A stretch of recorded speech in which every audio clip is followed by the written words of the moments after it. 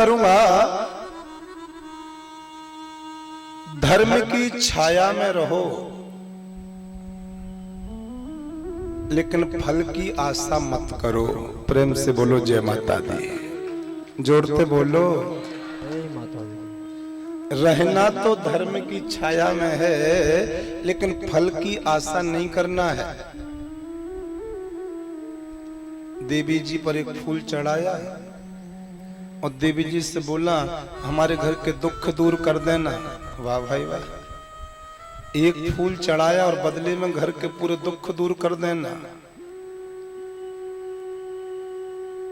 दुख घर में आमे ऐसे काम करो तुम और दूर करें देवी जी, वो भी एक फूल पर। शैलेंद्र कृष्ण की बात को बहुत ध्यान से सुनो।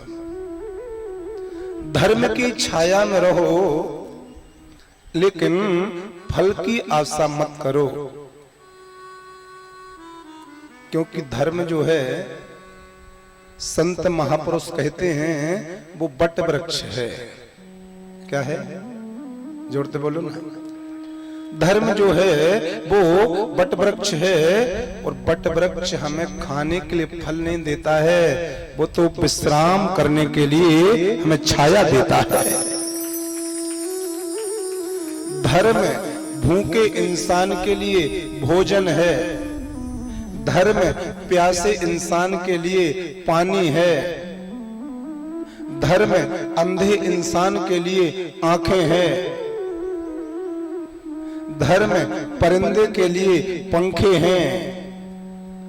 धर्म वह है जो हम अपने लिए चाहते हैं और हम जो दूसरों के लिए करते हैं उसका नाम धर्म है। हम खुद के लिए भी धर्म करें और दूसरे के लिए भी धर्म चाहें, दूसरे के लिए भी हम ऐसा माहौल बनाएं कि वो भी धर्म करने को मजबूर हो जाए।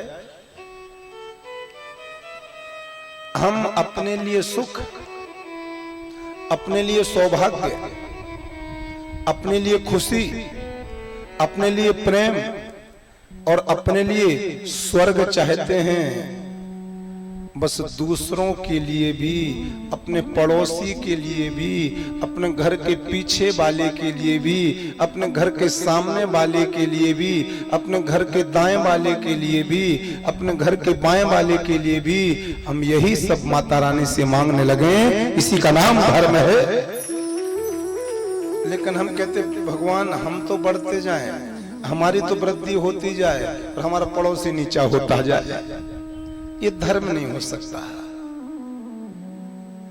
धर्म की छाया में रहो और धर्म की छाया में जो रहता है वो कभी किसी का बुरा नहीं सोचता। हाँ, धर्म की छाया में रहने वाला कभी किसी का बुरा नहीं करता। हाँ, धर्म की छाया में रहने वाला कभी किसी के लिए बुरा काम नहीं करना चाहता। जो धर्म की छाया में रहता है, जो धर्म को मानता है, जो धर्म को पूजता है, वो भगवान से कहता है, वो माता रानी से कहता है मैया हमें प्रेम देना, मुझे सौभाग्य देना, हमें सुख देना, हमें खुशी देना, हमें स्वर्ग देना, हमें अपने चरणों की प्राप्ति कराना, लेकिन ये सब हमारे पड़ोसी को भी देने की कृपा करना। इसी का नाम धर्म है। मैं हर बात पर, हर मंच पर एक निवेदन जरूर करता हूं उमेश भैया, प्रत्येक इंसान के लिए अपने धर्म के साथ साथ में पड़ोसी का धर्म जरूर निभाना चाहिए। ताली नहीं बजाओगे क्या? पड़ोसी धर्म की भावना मेरे भी दिल में हो, पड़ोसी धर्म की भावना आपके भी दिल में हो, पड़ोसी धर्म की भावना हम सबके दिल में हो। एक निवेदन और करना चाहता हूं। हॉस्पिटल में एक चीफ मेडिकल ऑफिसर होता है, प्रेम से बोलो जय माता दी, जिसको हम लोग चीफ डॉक्टर बोलते हैं। हाँ, अस्पताल में, मेडिकल में, हॉस्पिटल में एक चीफ मेडिकल ऑफिसर होता है। वो 24 घंटे में या 12 घंटे में एक राउंड लगाता है। आईसीयू में भी जाएगा, नॉर्मल जगह भी जाएगा।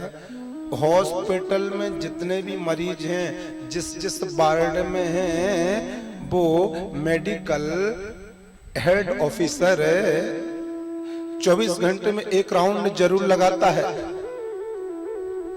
लेकिन उसके जो नीचे वाले डॉक्टर होते हैं ना, वो दिन भर मरीजों को देखते रहते हैं। एक मरीज को दिन में 5-5 बार भी देखते रहते हैं, एक मरीज को दिन में 10-10 बार भी देखते रहते हैं। दवा देते रहते हैं, मरीजों को इंजेक्शन लगाते रहते हैं, उनका ऑपरेशन करते रहते हैं। तो जो चीफ है मेडिकल ऑफिसर होता है, वो 24 घंटे में केवल एक राउंड लगाता है। और जो उसके नीचे वाले डॉक्टर होते हैं, वो दिन भर राउंड लगाते रहते हैं, इंजेक्शन लगाने के लिए, दवा देने के लिए, ऑपरेशन करने के लिए। लेकिन वो चीफ है मेडिकल ऑफिसर होता है, वो केवल 24 घंटे में एक ही राउंड लगाता है। इसी तरह है ये जो संत महात्मा है ना, ये लोग भी चीफ मेडिकल ऑफिसर की तरह होते हैं। ये आपके शहर में, ये आपके नगर में, ये आपके गांव में, ये आपके क्षेत्र में रोज रोज नहीं आते, दिन में 10-10 बार नहीं आते।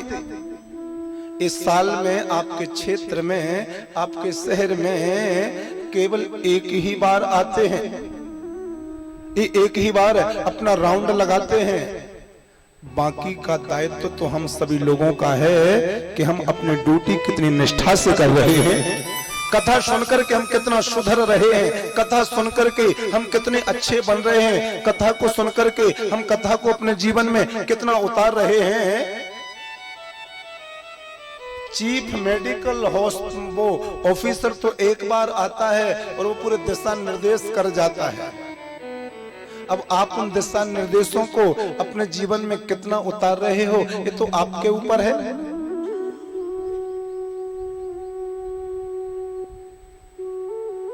समाज को सुधारने की जिम्मेदारी केवल संतों की नहीं है, समाज को सुधारने की जिम्मेदारी केवल महात्माओं की ही नहीं है, समाज को सुधारने की जिम्मेदारी केवल गुरुजनों की ही नहीं है, बल्कि समाज को सुधारने की जिम्मेदारी, क्योंकि समाज में हम लोग आते हैं तो समाज को सुधारने की जिम्मेदारी हम सबकी भी बनती है। संत महात्मा जो कहें उसको क्रोध में आके स्वीकार ना करें, बल्कि उसको बहुत श्रद्धा के साथ में आत्मसात करें।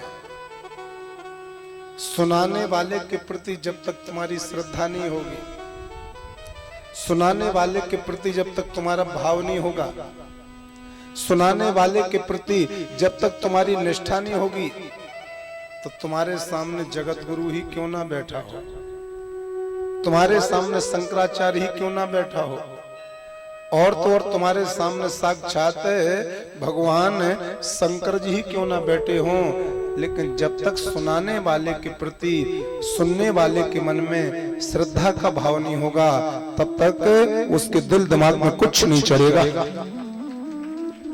आप सभी लोग अपने अपने कर्तव्यों को समझें और अपने कर्तव्यों को समझ करके आप सभी अपनी अपनी ड्यूटी को निष्ठावान बनकर के निभाएं। मैं प्रार्थना करता हूं, धर्म की छाया में रहो लेकिन ड्यूटी निभाओ, धर्म से जुड़े रहो।